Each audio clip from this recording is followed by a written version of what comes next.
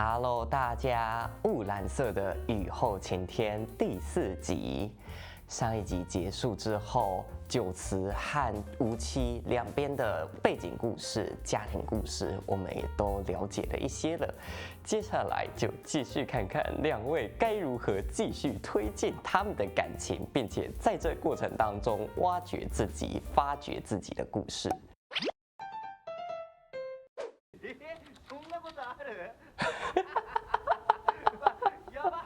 うるせえな。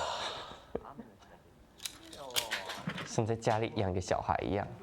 不过你也没关门。庭掃除ぐらい静かにできない。あら、静香さん、楽しくってなんで澤田さんが？買い物帰りにね、たまたま通りかかったんですよ。静香ちゃんにこき使われてるかわいそうな俺の姿を見るに見かねて手伝ってくれたんですよね、地図ちゃん。地図そうなん、さすがだな。お茶にしましょうか。賛成。いや、俺はただ。好啦，西子卡讲就稍微放松一点，不要那么紧绷，大家一起乐在其中。地図ちゃんこれうまい。美味しいでしょ。このハートいいじゃん。あんた赤くて可愛いでしょ。可愛い。你看他现在都不会完全紧闭那间房间门了吼。他的家人。いよいよか。さ、俺そろそろ9時。会是吴七这样就发觉他不对劲。ちょっと早いけど俺帰るよって。お疲れ。吴七，你别想走了，你得留下来陪他了。今日は姉ちゃんの代わりに夕飯の支度しないとなんだよ。哦，那还是得走。冷蔵庫の作り置き持ってくか。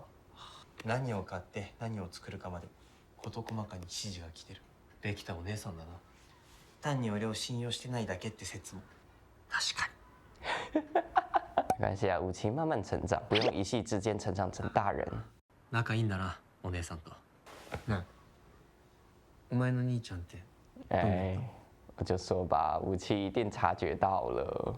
成績優秀、スポーツ万能、大手企業に就職して、今は妻子とボストン暮らし。哇塞，人生胜利组哎！かっこいいな。もう行った方がいい。九慈，你是不是因为他夸了一句你哥哥你就吃醋？你刚刚那表情。大丈夫か？え？大丈夫ならそれでいい。こいつは何も変わらない。大丈夫か？不管是8年前还是8年后，武七都很敏锐的察觉九慈的烦恼，俺はどうだろうか。然后都保持一个礼貌的距离来关心你。面对家庭议题的九慈，反而像个小孩吼，要让武七摸摸头。進路調査ね。まだ2年だってのに。偏偏这个时候姐姐不在，他只能咨询这个其实也最前路迷茫的舅舅。俺もすっごい悩んだもん。9時にも今度聞いておく。それいいかも。俺もそろそろ38歳の進路について考える。啊，你今年38，你应该也差不多年纪吧？你们毕竟同期同事。9時はどうだろうか。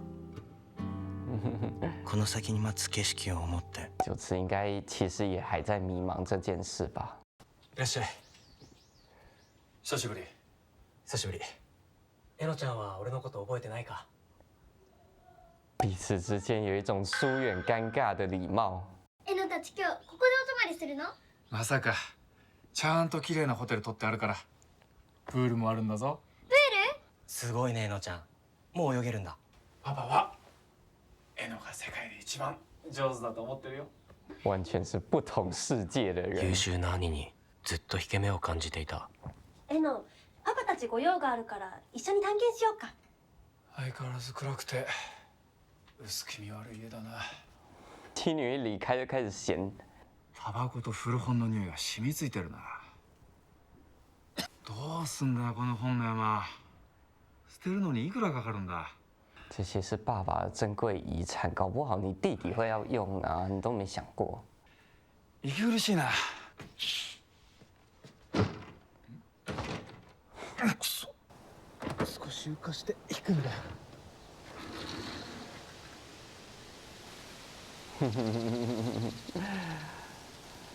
这片风景其实也是爸爸努力维持。初めて見る景色だ。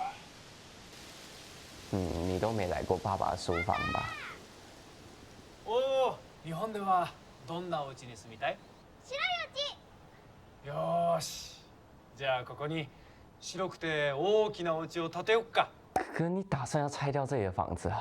我可以想象哥哥跟酒池老爸肯定生前关系更差。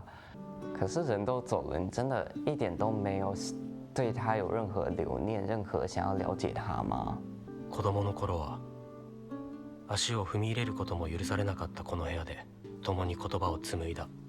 ここは父がようやく俺を見てくれた場所で。弁護士さんとの話どうだった？特に問題はなし。あとはボストンに帰ってからオンラインでやり取りすればいいって。ならよかった。他真的是一点都不想要在这里久留，不想要跟这里的事情牵扯太久。お父さんとお母さんにもお線香あげたかったし、来られてよかった。そうか。大丈夫？天哪，你娶到一个好老婆哎，还会想到要给公公婆婆上香，还会关心你的议题。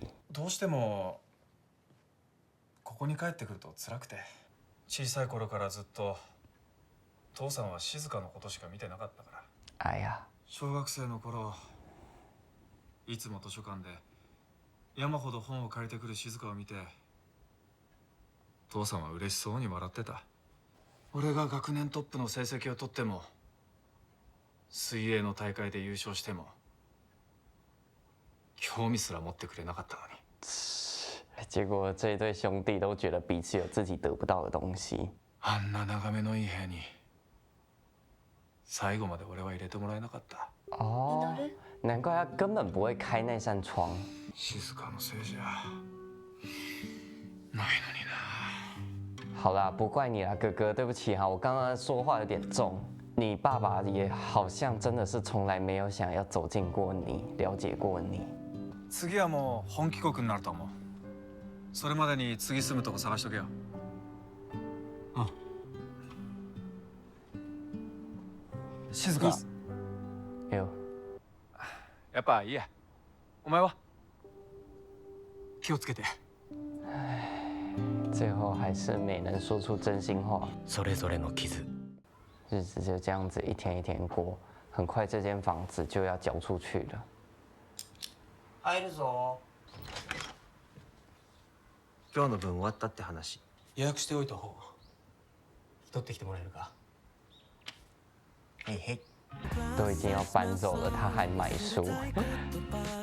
他其实心里一点都不想搬走吧？ただいまって。随分と遠い本屋だったな。なんでよ。今日はもう終わったって言ったろ。他恨不得你赶快回来，他想见你呀、あ、なんかご苦労さん。墓じまい？守る人がいなくなって先祖代々の墓を閉じることにする家、毎年墓参りには行ってた。もしかしてお前が MR 時代に担当してた？秘密先生だ。あの人は間違いなく優しくて患者思いのいい先生だったよな。你也认识啊？常に患者のためにがモットーの人だった。寝る間もないほど忙しいのに俺なんかの話もちゃんと聞いてくれて、とても尊敬してただけに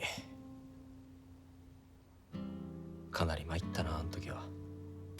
哦，所以你这个时候的低潮是因为那位医师过世？哦，当然也有爸爸的原因啦。你那个时候说原因很复杂吗？でも俺は上手に落ち込むこともできなくて。不会啊，一个无亲无故的你，为他做到这个份上已经很好了哎。自分の弱さに向き合えずにいたけど、この8年で少しは成長できたのかね。是啦，你有自己的议题啦。どうかね。こいつは何も変わらない。全てを分かっていても知らないふりをしてただそこにいてくれる。Yes，这是独属于无妻式的温柔啊。ありがとう。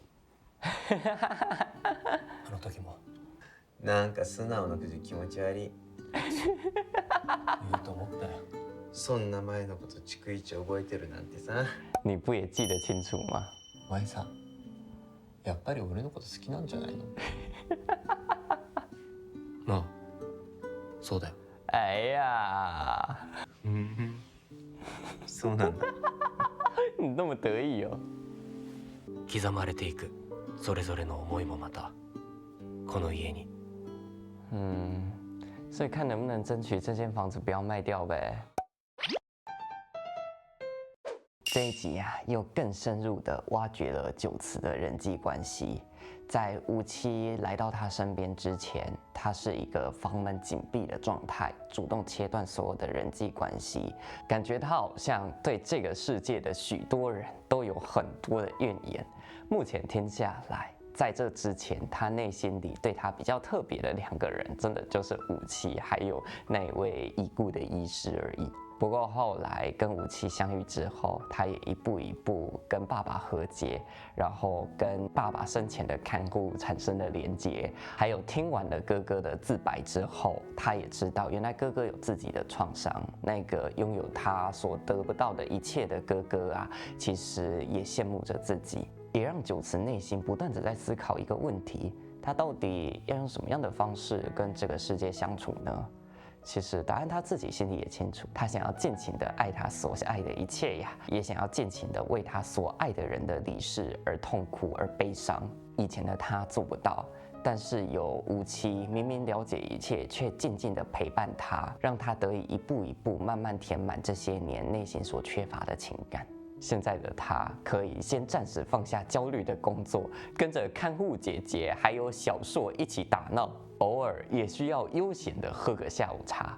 现在的他也可以很坦率的说：“无期，我喜欢你，谢谢你，无论是8年前还是8年后默默的陪伴。”接下来的他呀，是不是要争取留下这间房子？又或者争取再跟无期的关系更进一步，以及他还想要创造什么样的人际关系，我们就在敬请期待这个38岁大孩子的成长。下次见，拜拜。